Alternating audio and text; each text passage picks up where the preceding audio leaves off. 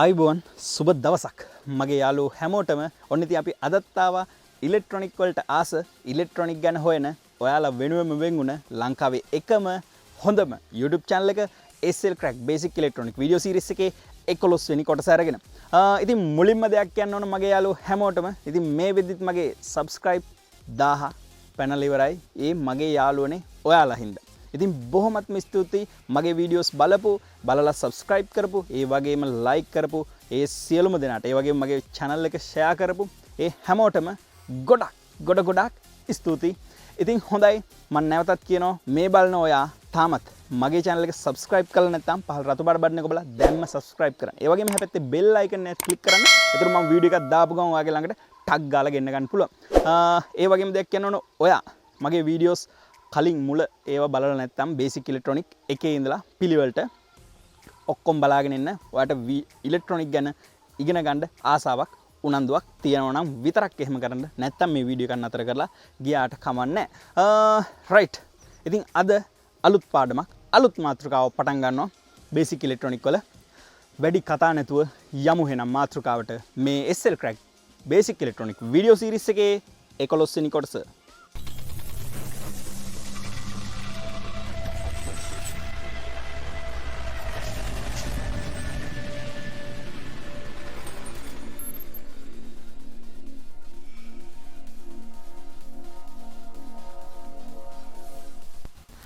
හොඳයි යාළුවනේ SL Crack Basic Electronic video series එකේ 11 වෙනි කොටස transformer එහෙම නැත්නම් පරිණාමක ගැන තමයි අද අපි කතා කරන්න යන්නේ. right. ඉතින් ඔන්න ඔයාලට පරිණාමක කිහිපයක්ම බලා ගන්න පුළුවන්. ඔයාලා මේ විදි දැකලත් ඇති නොදකපු ඇත්ත ඇති. ඉතින් මෙතන ඔයාලට බලා ගන්න පුළුවන් මේ පහලින් තියෙන්නේ ट्रांसफॉर्मर එක දල සටහනක්. සාමාන්‍ය ट्रांसफॉर्मर එක අභ්‍යන්තරේ දල සටහනක් මෙන්න මේ විදිහට කොයිල් දෙකක් තියෙනවා. ඉතින් ওই වගේ තමයි ट्रांसफॉर्मर එකේ දල සටහන. ඉතින් මේ ट्रांसफॉर्मर्स ගැන කතා කරනවා නම් සාමාන්‍යයෙන් එක වීඩියෝ එකකින් කතා කරලා ඉවර කරන්න බැරි තරම් ගොඩක් දේවල් කතා කරන්න තියෙනවා. ඒ කියන්නේ ඔයාලටම තේරෙයි මේ බලන්න මේ හරියට තියෙන මේ ट्रांसफॉर्मर्स කීපයක්. ඉතින් මේ වගේ විශාල පරාසයක් ट्रांसफॉर्मर्स තියෙනවා. ඉතින් මේවා ගැන ඊටාම ගොඩක් කරුණු කතා කරන්න ඕන. නමුත් ट्रांसफॉर्मर සියල්ල එකම මූලධර්මයකට තමයි. ඉතින් එකම දෙයක් තමයි මේකේ ඇතුලේ තියෙන්නේ. ඉතින් මේ ट्रांसफॉर्मर्स එකේ බේසික් එක ඔයාලගේ ඔළුවට දැම්මම ඔයාලට ඕන ट्रांसफॉर्मर එක ඉතින් තේරුම් ගන්න පුළුවන්. ඉතින් මම ट्रांसफॉर्मर्स කීපයක් කිව්වොත් එහෙම main transformer, output transformer, driver transformer, ඊට පස්සේ voltage transformer, current transformer, IF transformer, ඊට පස්සේ බැලුන් ट्रांसफॉर्मर, ඊට පස්සේ EST ट्रांसफॉर्मर, ඊට පස්සේ එක්ස්ට්‍රා හයි. ඉතින් ඔය වගේ ट्रांसफॉर्मर्स විශාල ප්‍රමාණයක් තියෙනවා. හැබැයි ඉතින් ඔය කියපු ඔක්කොගෙම හැම එකම නමේ අගට තිබ්බේ ट्रांसफॉर्मर කියලා. නේ? Main transformer, output transformer, driver transformer මේ මොන නම කිව්වත් ट्रांसफॉर्मर ගෑවිලා. ඉතින් මේ ट्रांसफॉर्मर කියන ट्रांसफॉर्मर එකේ තියෙන බේසික් තමයි මම අද ඔයාලට කියලා දෙන්නේ. රයිට්. බලමු එහෙනම්. අපි ඉතින් ඔන්න අන්‍යෝන්‍ය පේරක ගැන එහෙම අපි පේරක ගැන කතා කරේ. මම කිව්වා මෙන්න මේ ट्रांसफॉर्मर පාඩමට ආරම්භයක් ගන්න තමයි අපි පේරක කතා කරේ. රයිට් ඔන්න තියෙනවා. බලමු එහෙනම් මම ඔන්න බොහොම පැහැදිලිව හිමීට කියන ඔයා අවධානයෙන් අහන් ඉන්න. එච්චරයි ඔයාගෙන් වෙන්න ඕන. ඔයා බලන්න තේරුම් ගන්න පුළුවන් වෙන්න හරියටම මම ඔයාට දෙනවා. දැන් ඉතින් මේක දන්න අයත් ඇති, නොදන්න අය අහගෙන ඉන්න. දන්න අයත් හරියට දන්නේ නැත්නම් ඔන්න අද හරියට ඉගෙන ගන්න. රයිට්. අන්‍යෝන්‍ය පේරක අන්‍යෝන්‍ය පේරක උපයෝගී කර ගනිමින් පරිණාමක නිපදවා ඇත. එතකොට මේ අන්‍යෝන්‍ය පේරක තමයි මේ උපයෝගී කරගෙන පරිණාමක නිපදවලා තියෙන්නේ. පරිණාමකයක මූලික වශයෙන් දඟර කොටස් දෙකක් ඇත. එනම් ප්‍රාථමික හා ද්විතීක, primary and secondary ලෙස. මොකක්ද කියන්නේ? අන්‍යෝන්‍ය පේරක උපයෝගී කරගෙන තමයි මේ ट्रांसफॉर्मर පරිණාමක නිපදවලා තියෙන්නේ. එතකොට පරිණාමකයක මූලික වශයෙන් දඟර කොටස් දෙකක් තියෙනවලු. ඒකේ එකක් ප්‍රයිමරිය අනිත් එක සෙකන්ඩරි. එහෙම නැත්නම් ප්‍රාථමික දංගරය සහ ද්විතීක දංගරය. රයිට් අපි ඉස්සෙල්ලා ඉමේජ් එකට ආයන් ටක් ගාලා මෙන්න බලන්න. මෙන්න මම කිව්ව ට්‍රාන්ස්ෆෝමර් එකේ දල සටහනක් කියලා. ඉතින් ඔන්න ඔයාලට බලා ගන්න පුළුවන් බේසික්ලි දංගර කොටස් දෙකක් තියෙනවා. ඒතර මෙන්න ප්‍රයිමරි මේකේ විදිහට නම් ප්‍රයිමරි දංගරය මේක ප්‍රාථමික දංගරය ඊට පස්සේ මේක තමයි ද්විතීක දංගරය සෙකන්ඩරි එක. ඉතින් ඔන්න ඔය විදිහට තමයි මේ දංගර කොටස් දෙක තියෙන්නේ. රයිට්. අපි යන් ඊළඟ ඡේදෙට අන්‍යෝන්‍ය පේරක අන්‍යෝන්‍ය පේරක මූල ධර්මයට අනුව ප්‍රාථමිකයේ උත්පාදනය වන චුම්බක බල රේඛා සියල්ලම ද්විතීකයට බලපායි නම් ප්‍රාථමිකයේ එක් පොටක උත්පාදනය වන විද්‍යුත්ගාමක බලයට සමාන අගයක් ද්විතීකයේ එක් පොටක උත්පාදනය විය යුතුය. මොකද්ද මේ කියන්නේ කියලා බලමු. රයිට්. ඔන්න මෙතන තියෙනවා දංගර දෙකක්. එතකොට අපි දන්නවා මෙන්න මේ විදිහට දංගරයක් සම්බන්ධ කරලා මේකට AC වෙනස් වන විභවයක් දුන්නාට පස්සේ මෙන්න මේ දංගරේ චුම්බක බල රේඛා ඇති වෙනවා. ඉතින් ඒක අපි පේරක පාඩම් වලදී කතා කරලා තියෙනවා. ඉතින් ඒක බලපො නැති කෙනෙක් ඉන්නවනේ ඒක ගිහිල්ලා බලලා එන්න මේක තේරුම් ගන්න ලේසි වෙනවා. ඉතින් මෙන්න මේ දංගරයට අපි වෙනස් වන ධාරාවක් ලබා දුන්නාට පස්සේ මෙන්න මේකේ චුම්බක බල රේඛා මොකද්ද වෙන්නේ? ඇති වෙන්න ගන්නවා මෙන්න මෙහෙම. මේ වටේට චුම්බක බල රේඛා ඇති වෙනවා. එතකොට මේ බල රේඛා මේ අසල තියෙන අනිත් දංගරයටත් එලෙසම බලපානවා කියලා අපි අන්‍යෝන්‍ය පේරකවලදී ඉගෙන ගත්තා. එතකොට ඒ රේඛා එලෙසම මේ සෙකන්ඩරි අනිත් දංගරයටත් බලපානවා නම් මොකද්ද වෙන්නේ? මෙන්න මේ එක පොටක මේ ප්‍රයිමරියේ එහෙම නැත්නම් ප්‍රාථමික දංගරේ එක් පොටක වෝල්ටේජ් එකක් අපි කිව්වා විද්‍යුත්ගාමක බලයක් ඇති වෙනවා කියලා. මේ පේරකෙත් ඔටෝ කරන්ට් එකක් ජෙනරේට් වෙනවා. ඉතින් අන්න ඒකේ එක දංගරයක එක වෝල්ටේජ් එකක් ජෙනරේට් වෙනවා නම් ඇති වෙනවා නම් උත්පාදනය වෙනවා නම් ඒ විදිහටම චුම්බක බල රේඛා මෙතන දංගරෙත් ඇති වෙන හින්දා මෙන්න මේ පොටකත් අනිවාර්යෙන් වෝල්ට් එකක් උත්පාදනය වෙනවා. ඒක තමයි අර දෙවෙනි කොටසෙන් කිව්වේ. ඒක මම හිතනවා ඔයාලට තේරෙන්නේ නැති කියලා. රයිට්. ඊළඟ එකෙන් බලමු. එනම් ප්‍රාථමිකයේ එක් පොටක උත්පාදනය වන විද්‍යුත්ගාමක බලය වෝල්ට් එකක් නම් එහි පොටවල් ගණන 200ක් නම් එහි උත්පාදනය වන වෝල්ටීයතාවද 200කි. එතකොට ද්විතීකයේ පොටවල් ගණන 100ක් නම් එහි උත්පාදනය වන වෝල්ටීයතාවද 100කි. තේරුණා නේද? තේරුණ නැත්නම් මම පොඩ්ඩක් රූප සටහනට ගිහිල්ලා මෙන්න මේකෙදි මම පැහැදිලි කරන්න. බලන්න. පොටවල් ගාන 200යි. ඔයාලට බලා ගන්න පුළුවන් මෙන්න තියෙනවා ට්‍රාන්ස්ෆෝමර් එක ප්‍රයිමරි එකේ පොටවල් ගන්න 200යි. එතකොට එක් පොටක උත්පාදනය වෙන විද්‍යුත්ගාමක බලය වෝල්ට් 1යි. එතකොට පොටවල් 200ක් නම් මෙතන උත්පාදනය වෙනවා 200ක්. රයිට්. එතකොට ඒ බල රේඛා එහෙම්මම අනිත් දංගරයට බලපානවා නම් ඒ දංගරයේ තියෙන පොටකත් එක් වෝල්ටේජ් එකක් ඉපදෙනවා. එතකොට මේ දංගරයේ තියෙන පොටවල් සංඛ්‍යාව 100යි. ඒ හින්දා මෙතන උත්පාදනය වෙන්නේ වෝල්ට් 100යි. ඔන්න ඔය කතාව තමයි ට්‍රාන්ස්ෆෝමර් එක සාමාන්‍යයෙන් සිද්ධ වෙන්නේ. රයිට්. එතකොට ඔයාලට පැහැදිලි ඇති මේ කතාව. රයිට්. ඊළඟට තව චුට්ටක් පැහැදිලි කරගන්න මෙන්න මේ විදිහට මේ බලන්න ප්‍රයිමරි පොටවල් සංඛ්‍යාව. මෙන්න මේ විදිහට අපි ප්‍රයිමරි පොටවල් සංඛ්‍යාවට කියනවා අපි NP කියලා. ටර්න්ස්. ඉතින් පොටවල් ගන්නට ඉංග්‍රීසි වලින් ටර්න්ස් කියනවා. ප්‍රයිමරි මේ P අකුරෙන් ප්‍රයිමරි කියන එක තමයි සඳහන් වෙන්නේ. ඉතින් ටර්න්ස් for ප්‍රයිමරි. ඊට පස්සේ ප්‍රයිමරි එකේ වෝල්ටීයතාවට අපි කියනවා VP කියලා. voltage for primary එකේ වෝල්ටීයතාව. ඊට පස්සේ secondary පොටවල් සංඛ්‍යාව NS turns for secondary. ඊට පස්සේ secondary එකේ වෝල්ටීයතාව VS voltage for secondary. ඊට පස්සේ බලමු මෙන්න දංගර දෙකේ පොටවල් අතර අනුපාතය කොහොමද? NP බෙදීම NS. ඒ කියන්නේ primary පොටවල් ගන්න බෙදීම සෙකන්ඩරි එකේ පොටවල් ගන්න. එතකොට දංගර දෙකේ වෝල්ටේජ්‍යතා අනුපාතය කොහොමද දෙන්නේ? VP බෙදීම VS ප්‍රයිමරි වෝල්ටේජ් එක බෙදීම සෙකන්ඩරි එකේ වෝල්ටේජ් එක. රයිට්. එතකොට මෙන්න පොදුවේ මෙන්න මේ වගේ සූත්‍රයක් තියෙන්නේ. P බෙදීම NS සමානයි VP බෙදීම VS.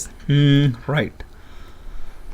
ඉහත විස්තරයට අනුව සෙකන්ඩරියට ප්‍රේරණය වන විද්‍යුත්ගාමක බලය එහි ඔතන පොටවල් ගන්න අණුව වෙනස් කරගත හැකියි. ඉතින් අර අනුපාතයට අනුව අපිට තේරෙනවා ඉහත විස්තරයට අනුව අපිට තේරෙනවා මේ සෙකන්ඩරියට ප්‍රේරණය වෙන විද්‍යුත්ගාමක බලය සෙකන්ඩරිගේ ඔතන පොටවල් ගන්න අණුව වෙනස් කරගන්න පුළුවන් කියලා. එතකොට බලන්න ප්‍රයිමරි එකේ තියෙන වෝල්ටීයතාව සෙකන්ඩරි එකෙන් අඩු කර ගැනීමට අවශ්‍ය නම් මෙන්න මේ ඡේදයේ ප්‍රයිමරි එකේ තියෙන වෝල්ටේජ් එක සෙකන්ඩරි එකෙන් අපට අඩු කර ගැනීමට අවශ්‍ය නම් ප්‍රයිමරි එකේ පොටවල් ගන්නට වඩා අඩු පොටවල් ගණනක් සෙකන්ඩරි එකේ තිබිය යුතුය. තේරුණාද? ප්‍රයිමරි එකේ වෝල්ටීයතාව සෙකන්ඩරි එකෙන් අපිට අඩු කරගන්න ඕන නම් එතකොට මොකද්ද කරන්න ඕන? ප්‍රයිමරි එකේ පොටවල් ගන්නට වඩා අඩු පොටවල් ගණනක් සෙකන්ඩරි එකේ තිබිය යුතුයි. මෙන්න මේවට කියනවා අපි ස්ටෙප් ඩවුන් ට්‍රාන්ස්ෆෝමර්ස්. ඉතින් මේවා තමයි අපි ගොඩක් බහුලව භාවිතා කරන්නේ 230න් අපි නිවසේ විදුලියෙන් වැඩ කරද්දී අපට අවශ්‍ය පරිපතේට වෝල්ටේජ් එක අඩු කරලා අපට අවශ්‍ය වෝල්ටේජ් එක ලබා ගන්න අපි මෙන්න මේ ස්ටෙප් ඩවුන් එහෙම නැත්නම් අවකර පරිණාමක තමයි භාවිතා කරන්නේ. ඒ වගේම තියෙනවා අපිට ප්‍රයිමරියෙන් වෝල්ටේජ් එක සෙකන්ඩරියට ප්‍රේරණය වෙන වෝල්ටේජ් එක සෙකන්ඩරියෙන් වැඩි කරගන්න ඕන. ප්‍රයිමරියට වඩා සෙකන්ඩරි එකෙන් වැඩි කරගන්න ඕන නම් අපිට කරන්න වෙන්නේ ප්‍රයිමරි එකට වඩා වැඩි පොටවල් සංඛ්‍යාවක් මේ සෙකන්ඩරි එකේ ඔතන්න වෙනවා. අන්න එහෙම පරිණාමක වලට කියනවා අපි ස්ටෙප් අප් කියලා. එහෙම නැත්නම් අධිකර පරිණාමක.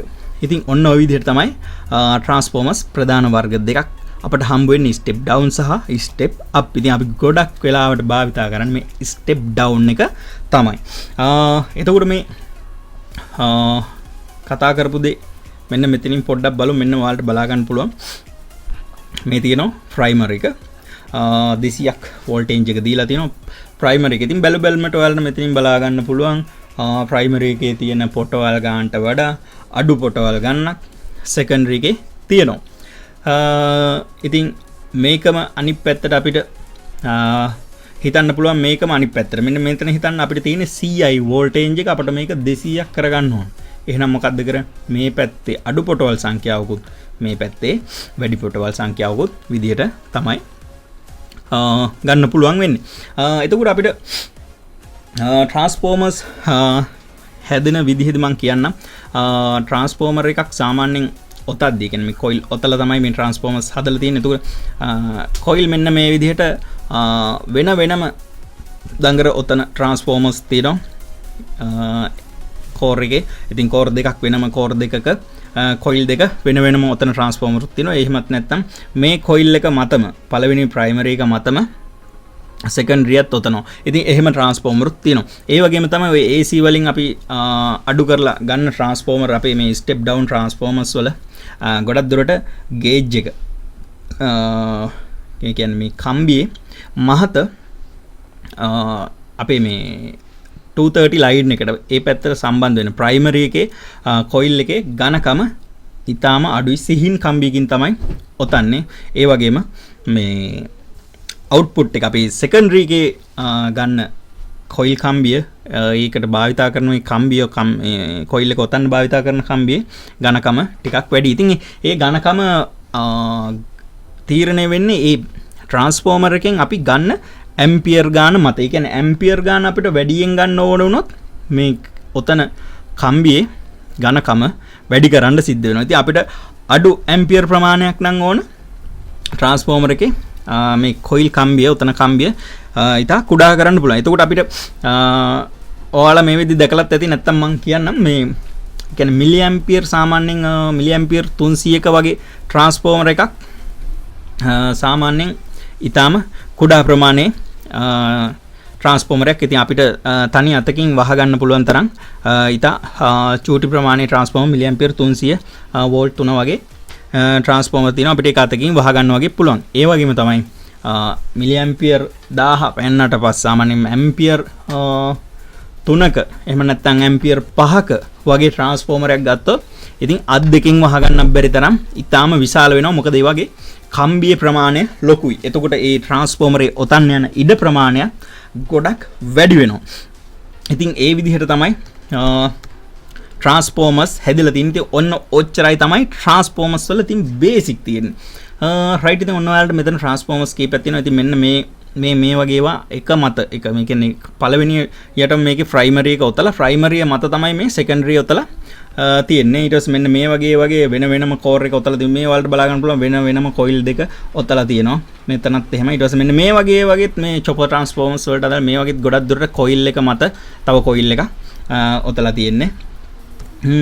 රයිට් ඉතින් ඔන්න ඔයාලා මේ දැකලා ඇති මෙන්න මේ විශාල වශයෙන් මේ ලොකු ට්‍රාන්ස්ෆෝමර්ස් මේ ඇම්ප්ලිෆයර් වල භාවිතා කරනවා නැත්නම් ලොකු කරන්ට්ස් ගන්න සර්කිට් වලට මේ වගේ ලොකු ට්‍රාන්ස්ෆෝමර්ස් භාවිතා කරනවා. ඉතින් මෙන්න මේ විදිහට ගහලා තිනවා මෙතන 230යි ඉන්පුට් එක මෙතන 230යි මෙන්න මේක ඇම්පියර් එක සඳහන් කරලා තිනවා ඇම්පියර් 3ක් කියලා. එතකොට මෙතන දාලා තිනවා 12යි වෝල්ට්. ඉතින් මේ V ගුණ කිරීම 2යි බිඳුව මෙන්න මේ වගේ තියෙන්නේ මේ වයර් කීපයක් ඔයාලට බලා ගන්න පුළුවන්. ඉතින් මෙන්න මේ දැන් ඔයාලට අපි මෙච්චරලා කතා කරේ වයර් දෙකක් තියෙනවා. ඒතකොට මේ වයර් තුනක් උනේ කොහොමද කියලා අපි කතා කරමු. එතකොට එතනදී වෙන්නේ මොකක්ද කියලා සහ ඒ ගැන පොඩ්ඩක් කතා කරමු. එතකොට මෙන්න මෙතන තියෙන ඔයාලට 12 volts normal transformer එක මේ පැත්තෙන් 230 input එක දෙනවා. ඊට පස්සේ මේ පැත්තෙන් 12 out කරනවා. මේක මිලි ඇම්පියර් 1000. ඒ කියන්නේ ඇම්පියර් එකක පරිණාමකයක් තමයි මේ හරිය බලා ගන්න පුළුවන් වෙන්නේ. ඒක සාමාන්‍යයෙන් මෙන්න මේ කොයිල් එකේ මෙන්න මේ ඩයග්‍රෑම් එකේ මේ සාමාන්‍ය දල සටහනට අනුව සමානයි මේක. නමුත් මෙන්න මේ ට්‍රාන්ස්ෆෝමර් වල වලට පේනවා ඇති මේ අවුට්පුට් එකේ වැඩි වයර් ප්‍රමාණයක් තියෙනවා. මේක කොහොමද හැදිලා තින්නේ? මේකට වෙන වෙනම කොයිල් ඔතලාද? මේක කොහොමද වෙලා තියෙන්නේ කියලා පොඩ්ඩක් බලමු. දැනගන්න. රයිට්. අපි යන් මෙන්න තියෙනවා අර විදිහට වයර් තුනක් අවුට්පුට් එකේ තියෙන ට්‍රාන්ස්ෆෝමර් එකක්. ඔන්න බලාගන්න මේ පැත්තෙන් AC ඉන්පුට් එකට වයර් දෙකයි මේ පැත්තෙන් වයර් තුනක් අවුට් වෙනවා. මේකේ ගහලා තියෙනවා 12.12 කියලා. එතකොට බලමු කොහොමද වෙන්නේ කියලා. ඉතින් ඔන්න මේ තමයි මේකේ ඩයග්‍රෑම් එකේ සිම්බල් සටහන මෙන්න බලන්න. මේ තමයි ප්‍රයිමරි එක. රයිට්. එතකොට මේ තියෙන්නේ සෙකන්ඩරි එක. මෙන්න මේ මැද ලයින් එක තමයි අපිට ගැටලු වෙලා තියෙන. අපි දන්නවා වයර් දෙකක් එනවා. ඒතර මේ මැද ලයින් එක මොකද්ද? මෙන්න බලන්න. මෙහෙම අර ඉස්සල්ලා වගේම කොයිල් එක ඔහොම ඔතලා තියෙනවා. රයිට්. මෙන්න මේ කොයිල් එක ගැන මම කියන්න පොඩ්ඩක් ආය යන්නම් මෙන්න මේකට. ඉතින් මෙන්න මේ විදිහට තමයි අපි කතා කරේ. මෙහෙම කොයිල් එක ඔතලා තියෙනවා. එතකොට මේකෙදි මේ වෙලා තියෙන්නේ මොකද්ද? මේ ටැප් ලයින් එක. මේක ටැග් කරලා තියෙන්නේ මැදින්. හරි මැදින්. මේ කොයිල් එක හරි මැදින් තව කනෙක්ෂන් එකක් එළියට අරන් තියෙනවා. ඉතින් මේ විදිහට අපිට ඕන තරම් කනෙක්ෂන් ගන්න පුළුවන්. එතකොට මොකද්ද වෙන්නේ කියලා බලන්න දැන්. සාමාන්‍යයෙන් ඔයාලා හිතන්න මෙතනින් අපි අවුට්පුට් එක ඉස්ලා එකටම යන්කෝ. රයිට්. ඉතින් මෙන්න මේකේ 100ක් අවුට්පුට් එක අපි කතා කරා. මෙතනින් ටර්න් 100ක් තියෙනවා. එතකොට අපිට මෙතන අවුට්පුට් එක 100ක් ගන්න පුළුවන්. රයිට්. ඔයාලා නිකමටවත් හිතන්න මේ කොයිල් එක හරි මැදින් අපි බෙදුවා. ඒ කියන්නේ 100 බෙදුවම දෙකට 50යි. ඔන්න ටර්න්ස් 50කින් අපි මෙතනින් ලයින් එකක් ගන්නවා. එහෙනම් මේ මැදින් ගත්ත වයර් එකයි මෙන්න මේ උඩ වයර් එකයි ගත්තොත් අපිට එතන හම්බ වෙන වෝල්ටේජ් එක කීයද? 50ක්. එතකොට එතන ඉඳලා පහළට ගත්තොත් එතන පහළ හම්බ වෙන වෝල්ටේජ් එකක් 50ක්. මොකද මෙතන මැදින් ඉඳලා ගත්තට පස්සේ මේ වයර් එකේ මෙතන ඉඳලා මෙතනට ටර්න්ස් 50යි. අපිට වට 50යි හම්බ වෙන්නේ. එහෙනම් අපිට ලබා ගන්න පුළුවන් වෙන්නේ වෝල්ටේජ් එක 50ක්. එතකොට මෙතන ඉඳලා මෙතනටත් වට 50ක් තියෙනවා. එතකොට ඒ විදිහට අපිට මෙතනින් 50ක් ගන්න පුළුවන්. එතකොට 50 දෙකක් අපිට වෙන වෙනම ගන්න පුළුවන් අර විදිහට ටැග් කරාට පස්සේ. ඉතින් මේ විදිහට ඕන තරම් ටැග් කරලා අපිට අවශ්‍ය වෝල්ටේජ් ඕන විදිහට ගන්න පුළුවන්. ඉතින් වයර් ට්‍රාන්ස්ෆෝමර්ස් වල දැකලා ඇති ගොඩක් අවුට්පුට් එකේ වයර් ගොඩක් තියෙනවා. ඉතින් මේ විදිහට ටැග් කරලා අපිට අවශ්‍ය වෝල්ටේජ් විවිධ ප්‍රමාණ වලින් 6 වෝල්ට් 12 වෝල්ට්ස් 24 වෝල්ට්ස් ඉතින් ওই විදිහට අපිට අවශ්‍ය වෝල්ටේජ් ටැග් කරලා ගන්න පුළුවන්. ඉතින් ඒ කතාව තමයි මේ ටැග් කරලා මේ ලයින් එකෙන් තියෙන්නේ. ඉතින් මෙන්න මේ බලා ගන්න පුළුවන්. මෙන්න තියෙනවා මේ දාලා තියෙන්නේ මෙතන මේ වයර් එකේ ඉඳලා මේ මැද වයර් එකට කීයද 12යි right එතකොට මේ වයර් එකේ ඉඳලා මේ වයර් එකට 12යි එතකොට මේ වයර් එක අතහැරලා අපිට ගන්න බැරිද මේ ලයින් එක අතහැරලා අපිට ගන්න බැරිද ඉතින් මේ දෙපැත්තේ දෙක ගත්තට පස්සෙත් ඒ ට්‍රාන්ස්ෆෝමර් මොකද්ද වෙන්නේ මේ 12යි එකතු වෙලා 24යි එතකොට මේ මුළු කොයිල් එකේ අවුට්පුට් වෝල්ටේජ් එක 24යි නම් ඒක හරියට දෙකට බෙදුවට පස්සේ අපිට මෙතනින් 12ක් ගන්න පුළුවන්. ඔන්න ඕක තමයි කතන්දරේ. මං හිතනවා ඔයාලට පැහැදිලි වෙන්න ඇති කියලා. එතකොට කොහොමද මේ ට්‍රාන්ස්ෆෝමර් එක අපි මේක ප්‍රයිමරිය එහෙම නැත්නම් මේක සෙකන්ඩරි කියලා හොයාගන්නේ. මෙහෙම ගහලා නැති අවස්ථාව. ඒ වගේම මේ ට්‍රාන්ස්ෆෝමර් එක හොඳයිද එහෙම නැත්නම් මේක පිච්චිලාද කියලා කොහොමද අපි බලාගන්නේ. ඉතින් මම ඒකට සරලවම කියන්නම් මල්ටිමීටර් එකේ ඉතින් අපි තාම ගොඩක් කතා කරලා නැහැ. ඉතින් මල්ටිමීටර් එකේ වීඩියෝස් තව ඉස්සරහට තියෙනවා. මල්ටිමීටර් එකෙන් මේවා චෙක් කරන විදිය ගැන වීඩියෝස් අපි ඉස්සරහට කරනවා. ඔන්න දැන් වැස්සකුත් එනවා. මාව ඇහෙනවද දන්නේ නැහැ. මං හිතනවා ඇහෙනවා ඇති කියලා පොඩ්ඩක් හයියෙන් වැස්සක් එනවා. ඒ අතරේ තමයි මම මේක රෙකෝඩ් කරන්නේ. අපි මල්ටිමීටර් ගැන කතා කරා මොනවාද මේ ඉතින් මල්ටිමීටර්ස් ගැන අපි මේවා චෙක් කරන විදිය ගැන ඉස්සරහට කියනවා මම එතකම් සාමාන්‍යයෙන් දන්න අයට මම කියන්නම්. ඉතින් මේක කනෙක්ටිවිටි මල්ටිමීටර් එකේ අපි කනෙක්ටිවිටි චෙක් කරන එකට දානවා. එහෙම නැත්නම් අඛණ්ඩතාවය. ඒ කියන්නේ අර බසර් එක එන එක දාගෙන හරි නැත්නම් ඕම්ස් වලට දාගෙන. ඉතින් බසර් එක එන එකේ ලොකු ඕම්ස් ගානක් තිබ්බොත් මේක හැබැයි පෙන්වන්නේ නැති වෙයි. ඉතින් ඕම්ස් වලට දාගෙන අපිට බලන්න පුළුවන් මේ කොයිල් එක මොකද මෙතන ඉඳලා මෙතනට මල්ටිමීටර් එකේ එක ටෙලස්කෝප් එකක් තියලා මේ පැත්තට ටෙලස්කෝප් එකක් තිබ්බොත් මෙතන අතර අනිවාර්යෙන් රීඩින් එකක් පෙන්වන්න ඕන. රීඩින් එකක් පෙන්වන්නේ නැහැ කියන්නේ මේ කොයිල් එක මොකක් වෙලාද? මේ කොයිල් එක ඩැමේජ් වෙලා. අනිවාර්යෙන් මේ කොයිල් එක ඩැමේජ් වෙලා නම් කිසිම පාතාංකයක් පෙන්වන්නේ නැහැ. යම් කිසි පාතාංකයක් අනිවාර්යෙන් පෙන්වන්න ඕන. ඒ වගේම මේ පැත්තේ කොයිල් එකත් ඒ විදිහටම අපිට චෙක් කරගන්න පුළුවන්. හැබැයි මෙන්න මෙතනයි තිබ්බම කවදාකවත් කනෙක්ෂන් එකක් තියෙන්න බෑ. මොකද එහෙමනම් කොයිල් එක ෂෝට් වෙලා. එතකොට ඒ ට්‍රාන්ස්ෆෝමර් එක දෝෂ සහිතයි. එතකොට ප්‍රයිමරියයි සෙකන්ඩරියයි කොහොමද හොයාගන්නේ? ඉතින් මෙන්න මේ ප්‍රයිමරි එකේ මං කියව පොටෝල් සංඛ්‍යාව වැඩි කියලා. ඒ කියන්නේ මේ දුර යන්න කොයිල් එකේ මේ පොටෝල් සංඛ්‍යාව වැඩි වෙන්න මේකේ තියෙන ප්‍රතිරෝධය ගොඩක් වැඩි වෙනවා. ඉතින් ඔයාලා මේකේ චෙක් කරොත් එහෙම ප්‍රතිරෝධකගේ මේ කොයිල් එකේ චෙක් කරලා මේකේ ඕම්ස් 100ක් ආවනම් මේ පැත්තේ මේ කොයිල් එකේ චෙක් කරාම ඕම්ස් 50යි නම් එන්නේ. අනිවාර්යෙන් මේ 100ක් ආපු එක ප්‍රයිමරිය 50ක් ආපු එක සෙකන්ඩරි එක. ඉතින් ඔන්න ওই විදිහට තමයි ප්‍රයිමරියයි සෙකන්ඩරිය හොයාගන්නේ. ඒ වගේම ඔන්න ওই විදිහට තමයි මේක පහසුවෙන් චෙක් කරගන්නේ. ඉතින් මම ඒ ගැන අනිවාර්යෙන් ඉස්සරහට මේ කම්පොනන්ට් චෙක් කරන එක ගැන මම ඉස්සරහට අනිවාර්යෙන් වීඩියෝ එකක් කරනවා. ඒ හින්දා වීඩියෝ එකක් නෙමෙයි වීඩියෝ ගොඩක් කරන්න වෙනවා. ඉතින් අපි තාම මොනවත් පැට්‍රිකල් පටන් ගත්තේ නැහැ. ඉතින් පැට්‍රිකල් වලට තව ඉතින් එක උපාංගයක් තව තියෙනවා. මම ඒකත් කතා කරාට පස්සේ තමයි අපිට පැට්‍රිකල් පටන් ගන්න වෙන්නේ. ඉතින් මේ දවස්වල තියෙන තත්ත්වෙත් අනුව හරියම අමාරුයි වැඩක් කරගන්න. ඉතින් මේ ගෙදර ඉන්න මට ගෙදර සිග්නල් උත් පොඩ්ඩක් අඩුයි මේ වීඩියෝස් අප්ලෝඩ් කරන. සමහර වීඩියෝස් මම දවස් 3 අප්ලෝඩ් කරලා තියෙනවා. ඉතින් හරියම අමාරුවෙන් තමයි මේ ගෙදර ඉද්දි මේ වැඩේ කරගෙන යන්නේ. රයිට් මේක තව දෙයක් කියන්න ඕන. මෙන්න ඊට වැදගත් දෙයක්. ඉතින් අපි කවුරුත් දන්නවා AC 230න් අපිට මේ 230න් හදපු පරිපතයක් අල්ලන්න බෑ. මොකද කරන්ට් එක වදිනවා. අපිට 230 කරන්ට් එක අල්ලන්න බෑනේ. ඊටාම් භයානකයි. මැරෙන්න උනක් පුළුවන්. මේ 230 කරන්ට් එක අපි ඇල්ලුවොත් වදුනොත්.